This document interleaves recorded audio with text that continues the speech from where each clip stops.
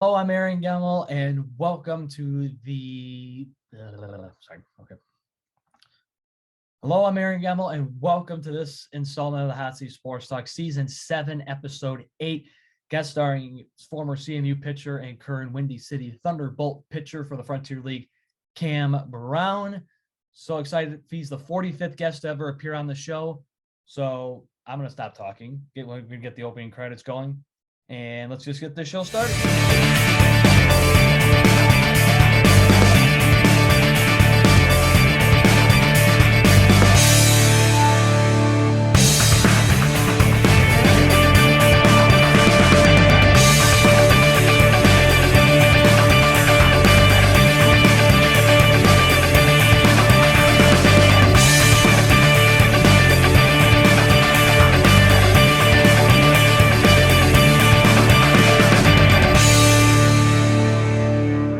Welcome to the show. You're the 45th guest to ever appear on this show and the first CMU baseball player to appear on. So glad to have you here today.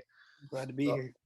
So to start off, where are you from and what high school did you attend, and did you play any other sports in high school besides baseball?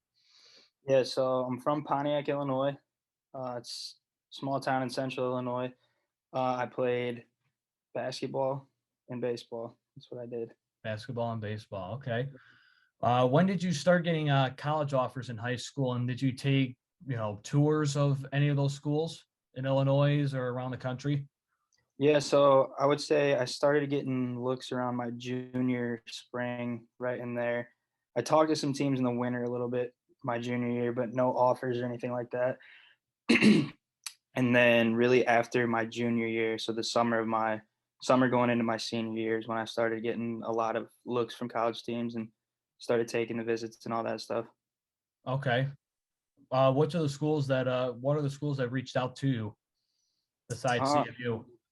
there was a lot of schools reaching out. I don't even remember now. It's been so long, but I visited CMU.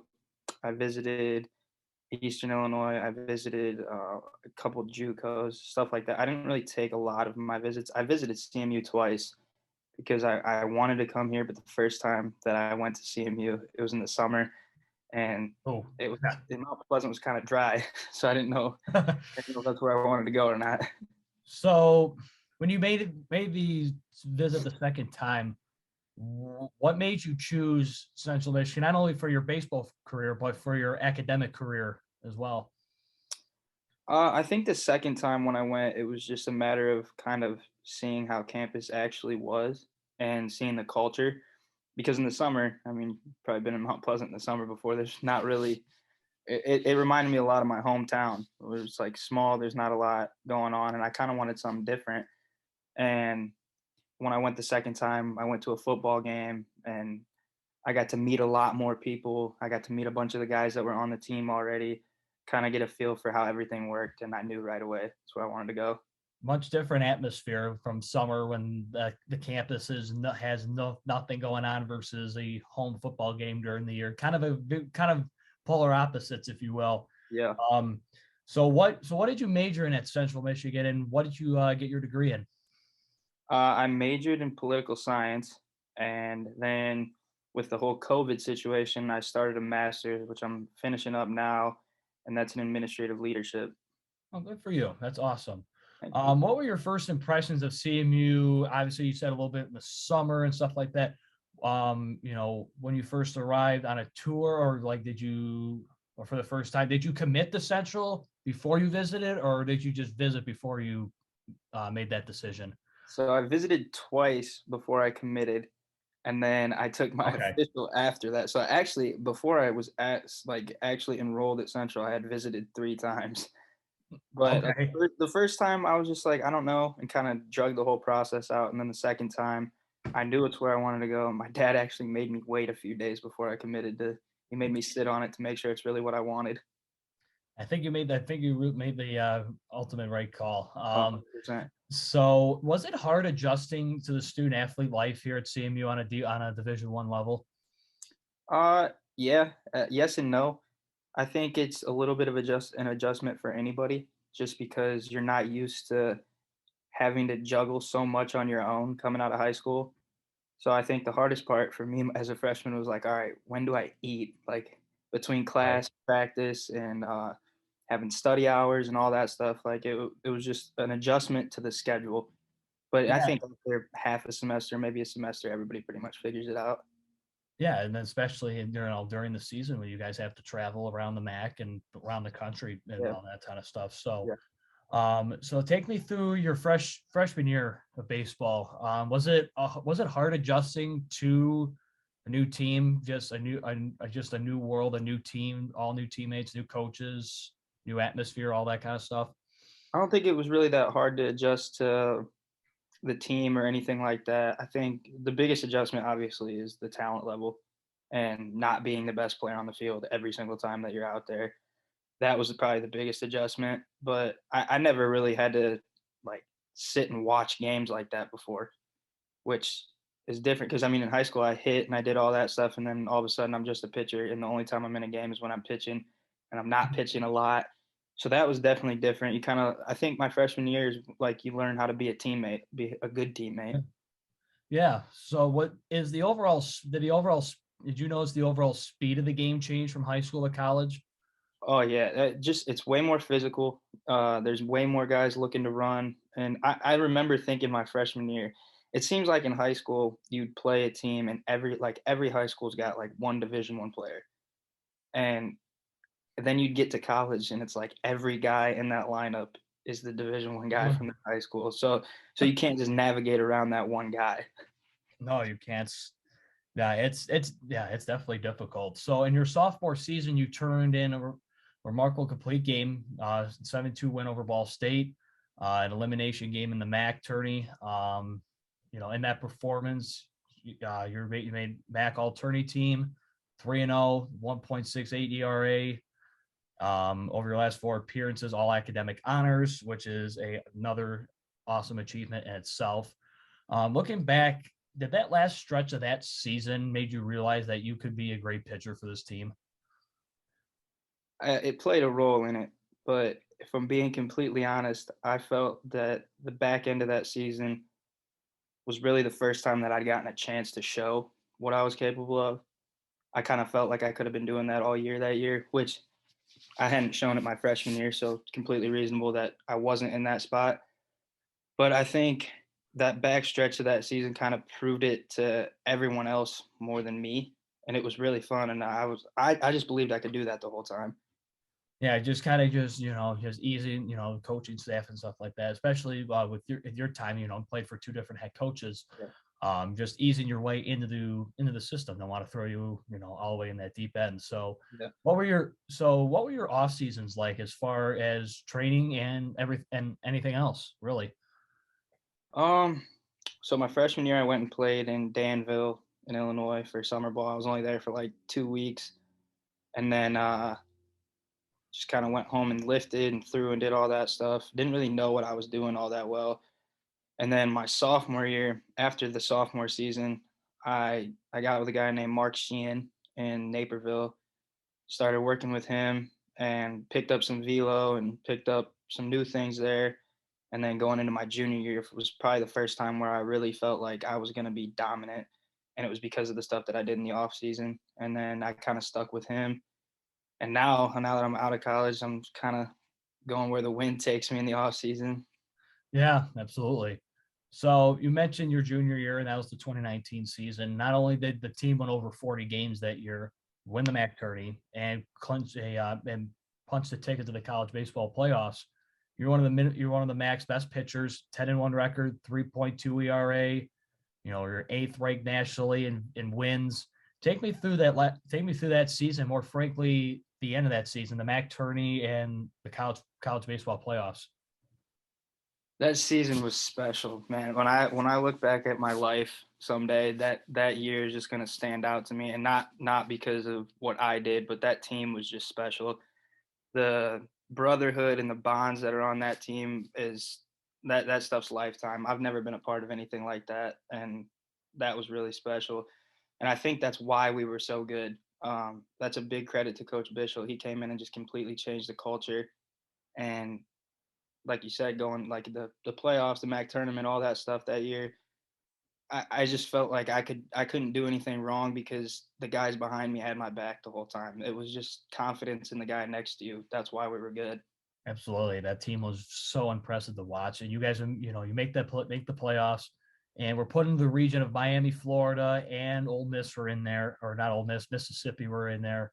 Yeah. And now take me through your day getting the same prepping for Miami the first time.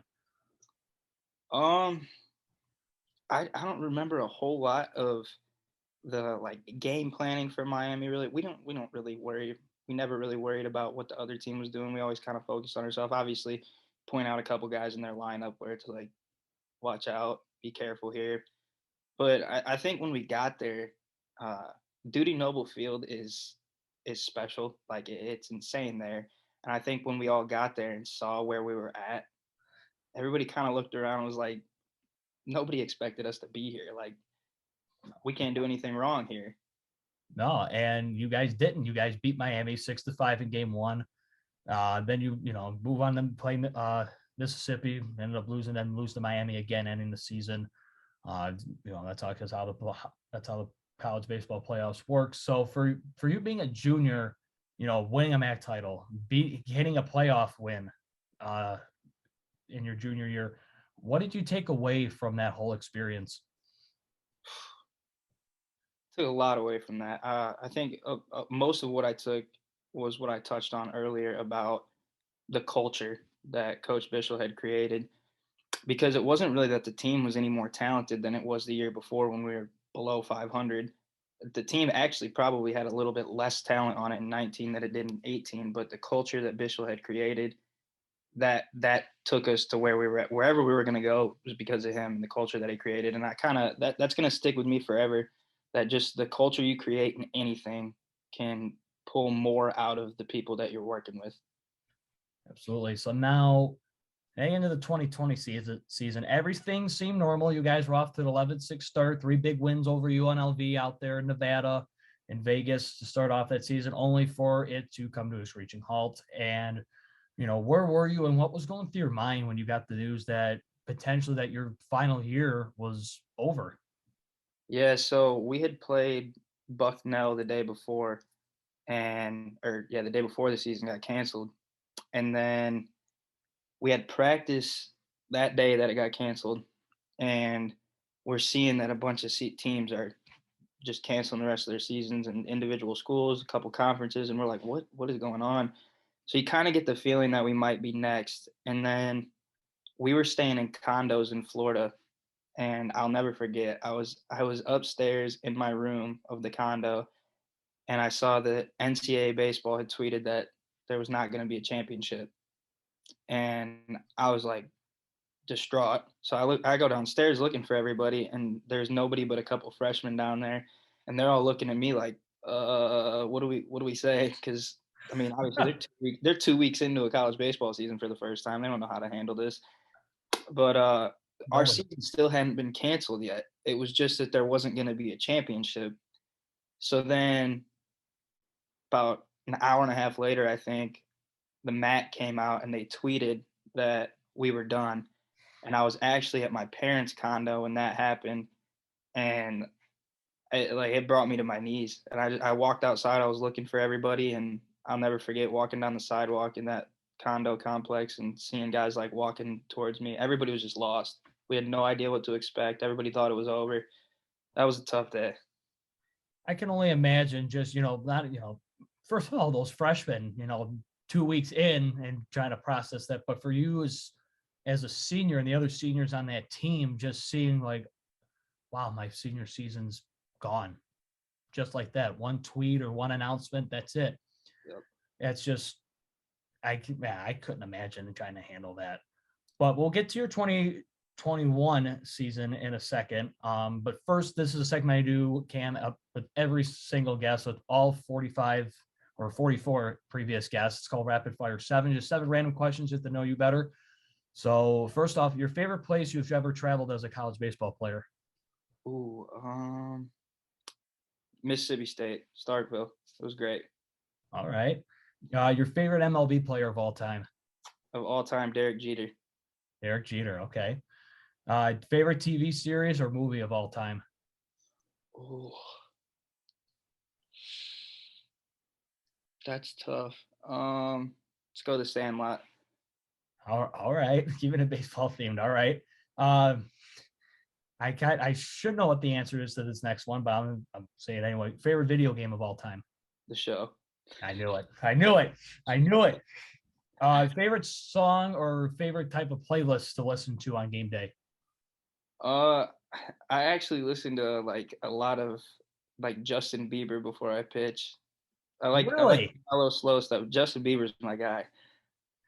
Okay, that's definitely I've never heard that one before. I've asked that question a lot. I've never heard Justin Bieber before.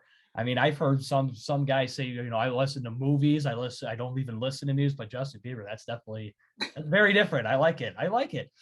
What was your favorite memory off the diamond, off the field at CMU?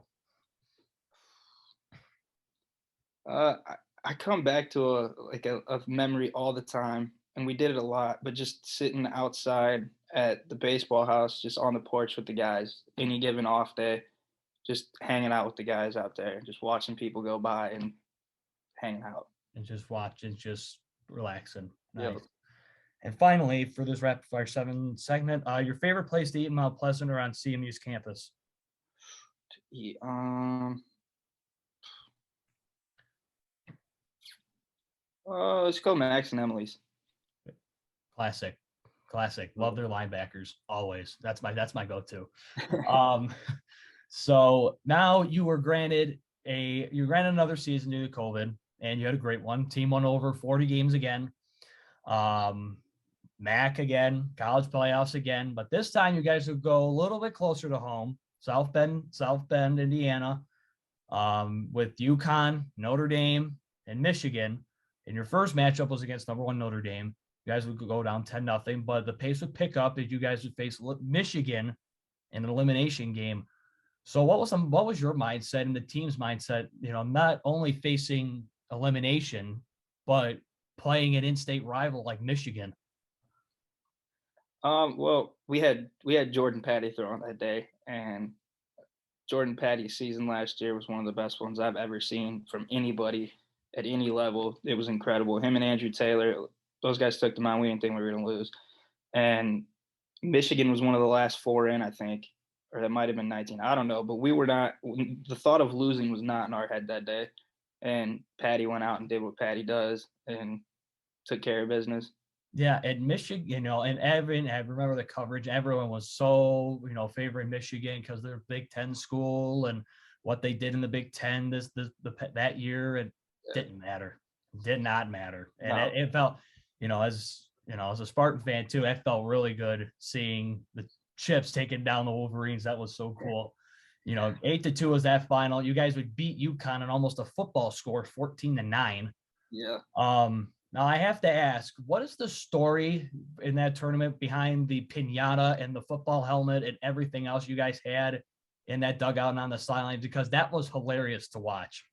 Man, it's just what we do that stuff all the time throughout the year. We had the piñata all year because we have these things we call dugout parties, and Coach Winsky would always be like, "Well, what's a party without a piñata?" So we had a piñata, and the football helmet was the home run helmet. The flag, we just had everything because everything we do is based off of like let's just have as much fun as we can. Coach Bishop always says you only get to play college baseball once. If you're not having fun, what's the point in doing it? Exactly. But we're just trying to have as much fun as possible. I mean, you guys did, that's probably one of the best things about college baseball is just every team has their own thing. And you guys, on ESPN, the coverage you guys are just getting just for the piñata, the football helmet, wearing the flag as a cape. And that was just, it was unbelievable. Even like home games in Mount Pleasant, you guys would throw the football around and all that kind of stuff. And that is just so cool to watch. So now, we all know the ending, to that season against Notre Dame. So going into that, you obviously you knew you were going to be the starter in an elimination game. You're playing number one Notre Dame. were you, were the butterflies, at an all-time high going into that game? Were you just, just calm? Were you, take me through your mindset before the first pitch of that game. Well, we played UConn earlier in the day before that, so it was the same day as we played UConn, and that was one of the hottest baseball games I've ever been a part of. So we'd been outside all day, and they took us over to a different locker room just to hang out and stuff. And I'm sitting there sweating. I'm like, you know what? I'm gonna take the coldest shower I can possibly take right now before I get dressed and go out there. And by the time we got back to the field, I was kind of chill because playing in a regional before that at Mississippi State with like 15,000 people there, and it was nuts. And I had a little bit of butterflies for that one, but this time it kind of felt like I've been here before, and Exactly. it's not quite. It's the same round, but it's a little bit smaller of a stage, and I just felt a little bit more confident in what I was doing. I felt like I knew what I was there to do that time.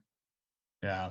So you know, me and you both, we both know how, that game ended up. And so what did you take away from not only making it not to your second college baseball playoff, two MAC titles, but just, what did you take away as your senior, but from your senior year and your overall career as a Chippewa?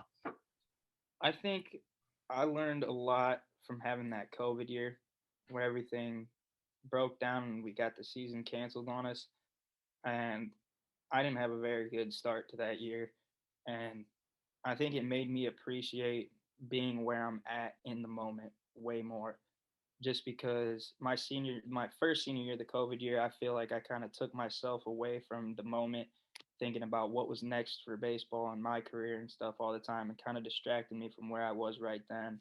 And so my senior year, I tried to be where I was all the time, just be where your feet are, and enjoy every practice, every game, just any time being around the guys, because I knew at that point what it was like to miss that, and I promised myself I was never going to let that feeling creep in ever again. So I think that's the biggest thing, just be where your feet are. Absolutely. It's just, yeah, that, the bond that you make with your teammates is everything, and it obviously showed with the way that season, how you guys performed. It showed. So you're now a member of the Windy City Thunderbolts, that are a team in the Frontier League. We've had previous players on from that league. Kevin Watley, for example, he played for Florence. Now he's in Quebec. How did the league, how did the Frontier League, or how did the Windy City Thunderbolts contact you, and how did that whole process begin on that new level? So it was actually kind of a long process to get to the same point that I'm in. It's probably like 2 days after the regional at Notre Dame. Their manager texted me, Smitty texted me, and asked me if I wanted to come play, and I wanted to wait because the draft was still wasn't for another month, so I wasn't going to sign there yet if that was going to happen.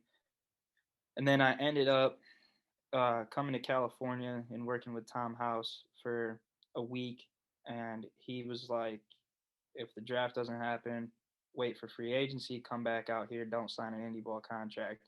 I said, all right. So then I came back out to California for about a month and had some workouts, and then hit Smitty up and was like, hey, I'm ready. So then I ended up signing with them and played the last month with the Thunderbolts. It was a great time. Yeah. So, and then now playing it in your home state of Illinois, right? Playing in the home state. Do you feel that you're on the right track now, in hopes of being signed to an MLB organization one day? I feel like I'm as close as I've ever been right now. I think not getting drafted at the end of the year actually might have been the best thing for me in the long run, because I got to come out to California where I'm at now, and I have met some of the best people that I could have ever met in terms of not only my career, but just having people in my life. And I think they're helping me set myself up for success. Absolutely. And I sure hope that, not only all these chips that you played with, but, for CMU baseball fans see you in on a major league organization Appreciate that. in the near future. What are game days like playing for the Thunderbolts? Like, what are the atmospheres like at home for them? Oh, it's pretty cool. Especially weekends and stuff. There's probably 1,500, 2,000 people at home games on the weekend. It's a good atmosphere. Everybody's out there getting the beer deals, getting a little rowdy. It's a good time for sure. Yeah, because the Frontier League is probably one of the best independent leagues for players like yourselves and players like around, because it's a huge league for guys to get signed, and that league's had success Yeah. of guys, a lot of guys getting signed into that league. So sitting here right now, are you still a member of the Thunderbolts, or you have to wait sign another contract, or like how's that working out right now? So technically, I'm a free agent. But if I don't sign with an affiliated team this offseason, I'll be back with the Thunderbolts. Awesome. Awesome. And so sitting here right now, you get a call from a major league organization. Is there a dream organization that you would love to play for, like the Cubs or the White Sox, or just any of the 30 teams? I'm picking up that phone, I'm taking that call, and I'm going to whatever affiliate that they assign me to. Truly, any of the 30 teams. That's whoever calls first, I'm going. But I grew up a Yankees fan, so that would be that would be the dream. Just be a Yankee. Yeah. Well, all I could say is let's go Red Sox. Oh man, I'm just happy the Red Sox knocked off the Yankees in the wild card. that's a tough day for me. I don't want to talk about it. Yeah, well, the Red Sox also got knocked off by the Astros, who are now in the World Series, It was the only time in my life I've ever cheered for the Red Sox. and now the Astros are down 2-1 to Atlanta. Yeah, go Braves. Hey, go Braves! My Dodgers got knocked out, so go Braves. So, and now finally, you just had your jersey and your number retired by O'Kelly Sports Bar and Grill just off of CMU's campus, next to the Wayside nightclub. So how did that come about, and what's it like knowing that your name and numbers is going to be a part of CMU culture forever? Man, that was really cool for me. That was pretty special. It came about just because I was in O'Kelly's about a month before this. So as soon as the season ended with the Thunderbolts, I came up to see the guys and go to a couple practices, and I went to O'Kelly's one of those nights, and I mean there was nobody in there. And John Hunter, the owner, he was there, and we got to talking, and we were talking about how cool it would be with like the whole NIL stuff, with athletes being able to be sponsored and all that stuff now. He's like, it would be cool for you to be the first O'Kelly's professional athlete. And I was like, I'm all for it. And then Wow. kind of went from there.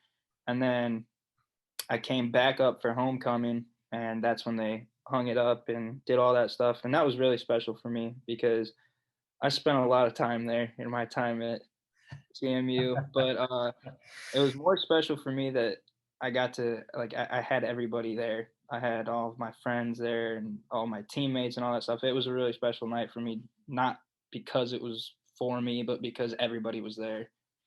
That is awesome, and I'll definitely be on the lookout for that jersey the next time I'm in there. Right above the door when you walk out. I'll definitely to get a picture of that. I definitely will. So that's all the questions I have for you, Cam. Thank you so much for joining the show today. It was an honor just to meet you and talk to you about your career, and best of luck either with hopefully an MLB organization or with the Thunderbolts next year. Either or, I'll be following you wherever you go. I appreciate that, and thanks for having me on, man. This was a good time for me. Absolutely. You can follow Cam on Instagram as well as mine and the Hot Seat Sports Talks as well. Cam Brown, everybody. Cam, again, thank you so much, and hope to talk to you when you're a member of the Yankees. I appreciate it. Thanks for having me. No problem. You have a good one. You too. Man, what a fantastic interview. What a fantastic guy. Not only going from the 2019 college baseball playoffs playing Miami, Mississippi, then having COVID, then coming back, winning another MAC title to the college baseball playoffs, then beating Michigan And just now being a member of the Windy City Thunderbolts of the Frontier League, which we've seen because Kevin Watley's been on the show numerous times, been in and around the league for different teams. So that league has definitely proven that it's a fantastic league for guys like Cam and Kevin as well. So hopefully we get to see him soon in a MLB system or a member of the Thunderbolts again. Either way, make sure you keep an eye on this young man. He's going to be a really great pitcher. So that will do it for the eighth installment, of the Hot Seat Sports Talk Season 7. That was the 45th guest. We have 5 guests left, one show after that as we approach November, because 5 years, it will be December as the show wraps up. And make sure you tune in next Saturday, November 6th, as we welcome the first ever soccer player, Samantha Kaye-Toral. She's a senior for the Chippewas, and hopefully they'll still be going in the MAC tournament as they have the first game against the Buffalo Bulls tomorrow on Halloween in Buffalo. So that will do it for this show. I'm your host, Aaron Gemmel, and until next week, as always, keep it fresh.